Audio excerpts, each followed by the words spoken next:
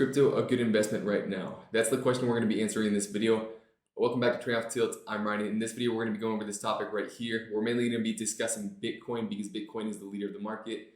But what we're going to be discussing is going to apply to crypto as a whole. So yeah, let's get into it. All right, so first things first, I want to differentiate between investing and trading. Because for this video, we're going to be strictly discussing whether crypto is a good investment right now, not whether it's a good time to, open up a long trade. So according to Investopedia, investing and trading are two very different methods of attempting to profit in the financial markets. Both investors and traders seek profits through market participation. In general, investors seek larger returns over an extended period of time through buying and holding. So this is basically what we would call as crypto investors hodling. And then traders, by contrast, take advantage of both rising and falling markets to enter and exit positions over a shorter time frame, taking smaller, more frequent profits.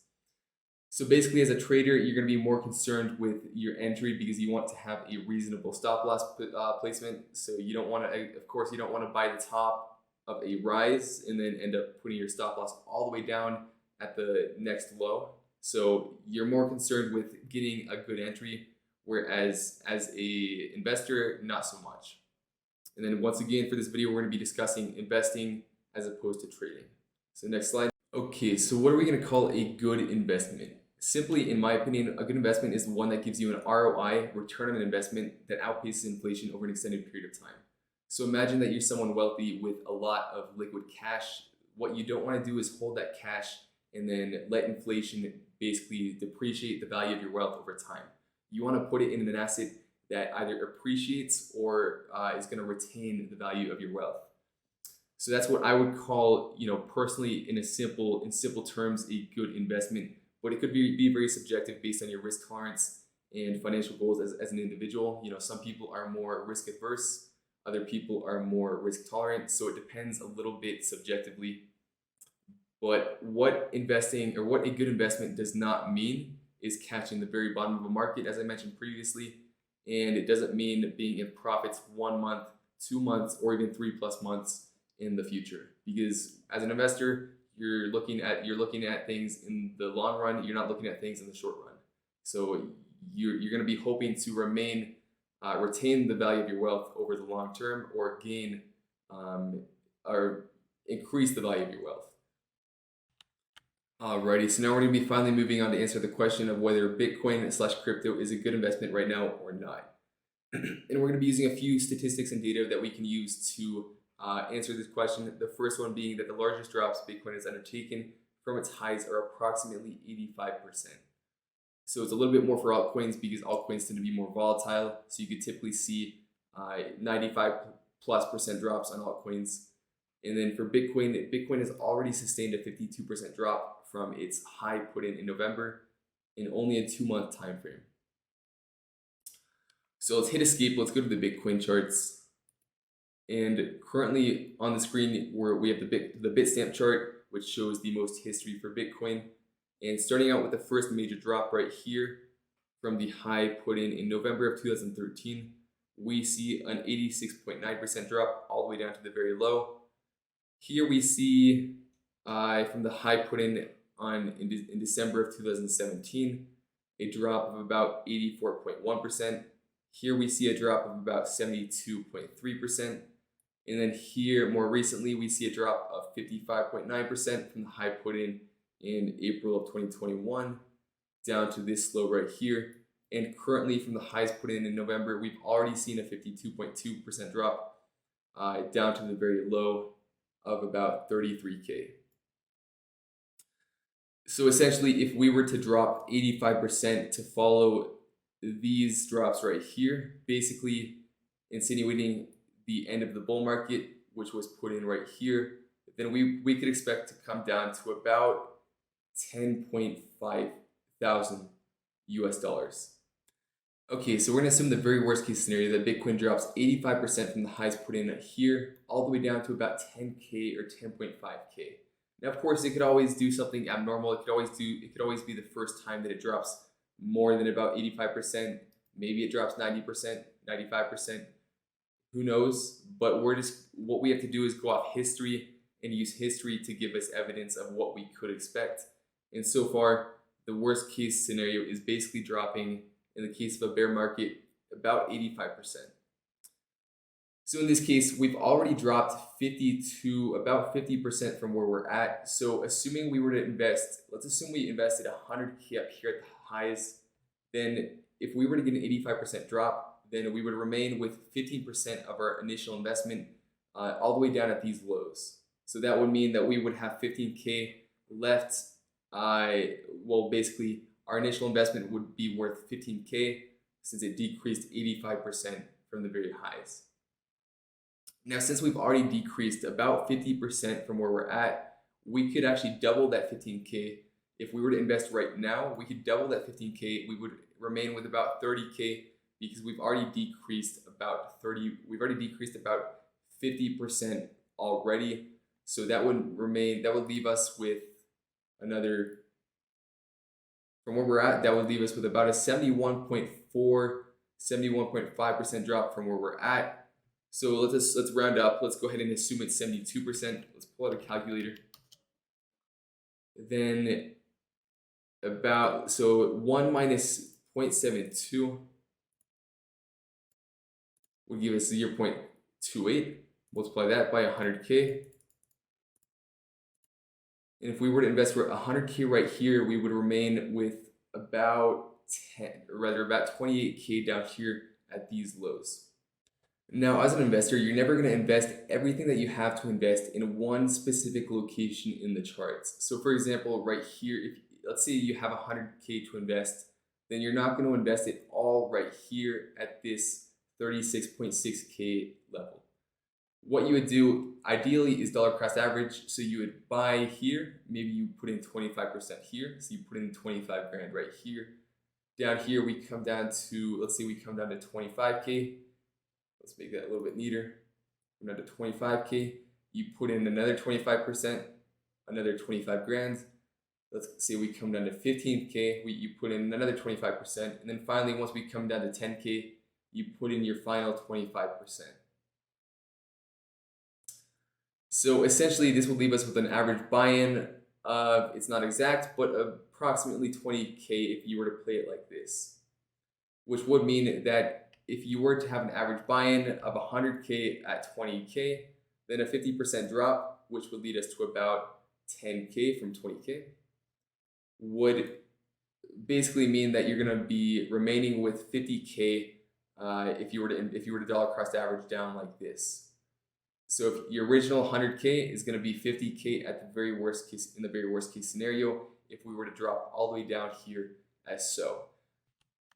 So the main takeaway that we can make from that exercise that we just did on Bitcoin is that if we were to start dollar cost averaging down on Bitcoin right now, assuming it goes all the way down to about 10K, giving us an 85% drop from the very highs, then we could expect about a 50% drawdown on our average buying price. Now the next thing I want to go into are so candle bar statistics. I was going to go into this today, but it's more gauged towards the medium-term investor or even swing trader. Basically, what I was going to say is that we've already experienced 3 pretty massive monthly candles that are down. So the chance of us getting another one this month are pretty low. So basically, this is not going to help us in the long term, but it's going to help us as swing traders or day traders in knowing that a bounce is likely to occur soon. But without further ado, the next thing I want to go into is the weekly and daily RSI. So let's go back to the Bitcoin chart. Okay, so we're currently looking at the RSI on the monthly chart, and the main pattern I want to discuss on the monthly chart is that typically when the RSI drops below 50, so when it drops below this bin line right here, we tend to get a bounce soon thereafter. So we can see right here, it officially dropped below it right about here. It came down here, it sat below it for some time. And then we finally came back up right here. So that's the first example. Then we move on over here. It dropped below this midline right here of 50 RSI. And then we got this big drop right here, which let's see how large it actually was. So we got about a 50% drop right here from where the monthly RSI came below 50.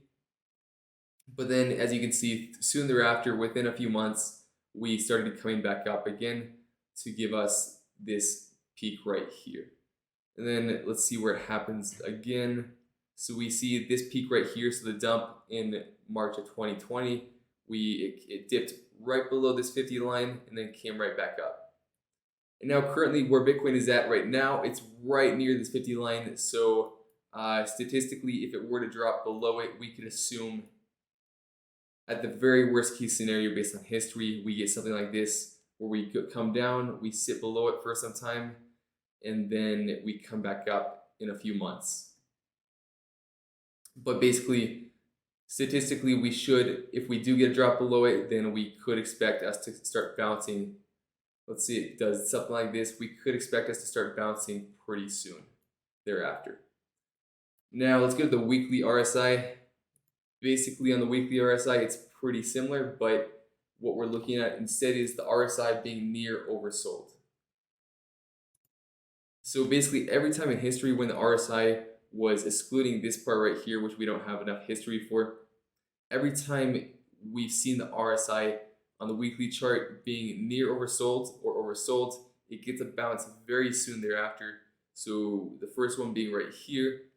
So it wasn't technically oversold right here, but it just tapped that 30 line. So we came all the way down, we got a bounce up here, and then we finally came down here to the oversold territory, and they got a bounce here. And then the next time it happened was down here at the very low, around 3.2K, and we ended up getting a bounce up here. We ended up getting a bounce for 340% or so. And now we're heading towards that oversold line of 30 right now on the weekly chart. So what we could expect is for us to perhaps get a bounce here, maybe consolidate here for a little bit, and then dump down again to give us that oversold RSI on the weekly chart. So for all we know, we could just bounce right here. We don't yet know, but what we do know is that we're near oversold on the weekly chart, and typically when we're near oversold on the weekly chart, we could expect a bounce to occur soon, at least in terms of duration. So that's mainly what I wanted to cover on the weekly chart. Let's go back to the presentation. And the final thing I want to cover is market structure. So let's go back to the Bitcoin chart. Okay, so as investors and hodlers, we're always going to want to look at the chart mainly on the weekly and the monthly time frame, because I think anything below that as investors is just going to be too much noise. So we're on the weekly chart right now. Let's go ahead and hide the RSI. Go back to log. And we can clearly see we're getting bullish market structure on the weekly time frame. So we could see from this low put in right here, we make a higher high in 2013, come down for a lower or a higher low, then we come up for another higher high, come down for another higher low, and then we came up for another higher high. Now, what we can expect from this is that we're just going to simply come down for another higher low, which could be right here, or it could be somewhere down here, or in the worst case scenario, as we mentioned, somewhere down here. Okay, so let's go ahead and hide the brush tools for now, and we could even see on the lower time frame that we're making higher highs, higher lows, and this could be another higher low until we come below this wick right here. And then using channeling, we can draw a channel between this peak right here and this high put in right here, all the way down to this low. Now here we came right through it and we bounced up, and for all we know, we could be coming down to the bottom of this channel right now and do something similar where we hit the bottom or we come right below it and then come right back up. But this channel was created, well, the first point of this channel is from December of 2013. And if we were to break this channel, this is such a high time frame channel that if we were to break it and come all the way down here and back test it, that will probably be our signal to get out of the market, unless we were to get a fake out, in which case we'd come right below it and pop right back up. So those are the main factors that I wanted to mention to you guys in this video.